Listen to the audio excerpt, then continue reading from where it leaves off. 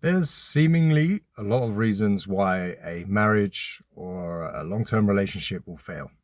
Okay, it could be because of cheating, abuse, falling out of love, you become different people, yada, yada, yada. But I think fundamentally, there's a couple of key reasons that sit at the heart of what seemingly seems the reason, but these couple of things that I've identified are the core causes. Now, I've looked into it. I've studied long-term relationships and marriage, and I'm married myself. I've been married for 9 years. Been with my missus for 12 and a half. We have two children, two boys under the age of 5. I'm invested into it. Right? I've got to make this work, and I want to make it work, and I work hard at it. I'm not perfect. I'm not a perfect husband. Right? We have our ups and our downs, but we're doing really well. We're doing really well. But looking into why marriages and long-term relationships fail, it's very interesting. I think ultimately we have to think of the fact that most people are broken children in adult bodies. And what I mean is a lot of people grow up in families with parents that didn't give them that unconditional love that a child craves. And it creates a lot of some traumas and insecurities and fears, things that a lack of things, that they really craved and really needed when they were young. And so they grow up, they haven't understood this, they haven't resolved these issues. And what ends up happening in so many cases is that people look for something on the outside to fulfill them, to fill those holes, those gaps. Whether that be a relationship or it be money or status or whatever it is. And relationship is a big thing. You see so many people go into relationships hoping that the other person is going to make them happy, make them complete. How many times do you hear that? Someone say, oh, this person completes me, blah, blah, blah. And this is a major problem. It's a major flaw in someone's thinking.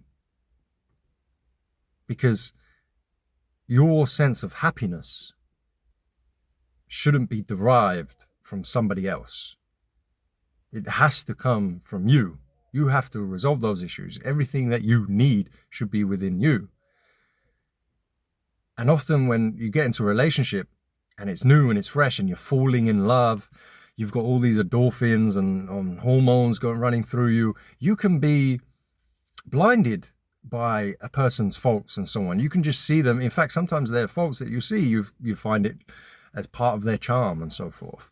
And then you have the evolutionary aspect of like you just want to tear each other's clothes off every time you see each other, and that period lasts for a certain amount of time. But during that time you think this person's amazing and they're perfect for you and they're a perfect person, and you ignore those other aspects of them. And of course this phase ends, or it certainly dissipates. It decreases in a big way as time goes on. And then you see the person for much more of what they are and their flaws. And people that feel this way, they realize, this person isn't making me happy. They're not as great as I thought. They can't complete me in the way that I thought possible. And of course, when you go into a relationship, you have to understand that phase is going to end anyway. Where are the adults in this conversation? When you get into a relationship, you have to understand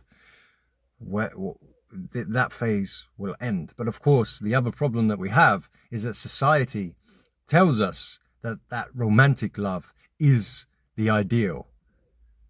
Right? You see it in movies, in books, on television shows. How many shows are all about dating and falling in love and blah, blah, blah? That's held up as the ideal.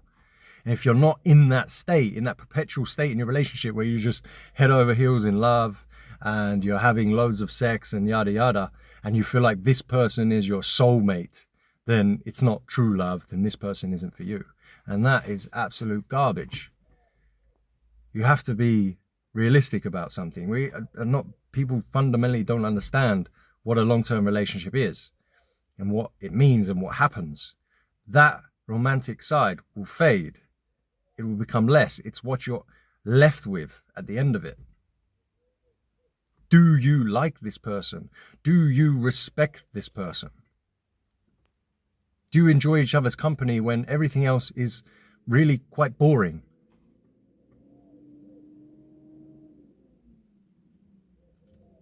And so not enough people really understand these concepts. And so this is where relationships end, because people believe that someone should make them happy and should complete them and serve them. And that fire, that incredible love and passionate love and everything else and this intensity should always be there. This Disney fairy tale, it's nonsense. It's not a way an adult should approach a relationship. You have to understand there are peaks and troughs, but that initial intensity will lower. Now, is this saying get lazy and that you shouldn't put effort into being romantic and sex is important? Of course not. You need to put effort into that stuff, of course. But it should not be your North Star here with a relationship. And fundamentally, everything you need should come from you. It's what I harbour back for in another video I titled The Best Relationship You've Ever Heard. You have to be comfortable being alone with the idea that you might be alone and that everything you have is within you. Because only then can you love someone when you want them, not when you need them. Because when you need them, that's when huge issues arise. And in many cases, this is where relationships end, when the person is not having those insecurities met, or they try and manipulate the person to be that ideal that they have in their mind.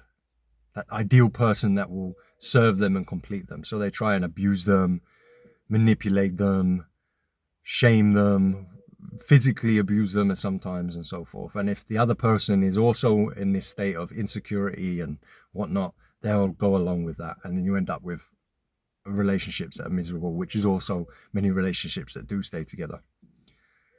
So you have to get everything you need from yourself. Spend lots of time by yourself. Love yourself. As cheesy, as corny, as cliche as that is the most important love that you'll need. You will need to love yourself. And that comes from, like I said, spending a lot of time with yourself. Doing deep work on yourself. Appreciating, understanding your flaws, improving, knowing your strengths, your weaknesses, becoming better, and so on.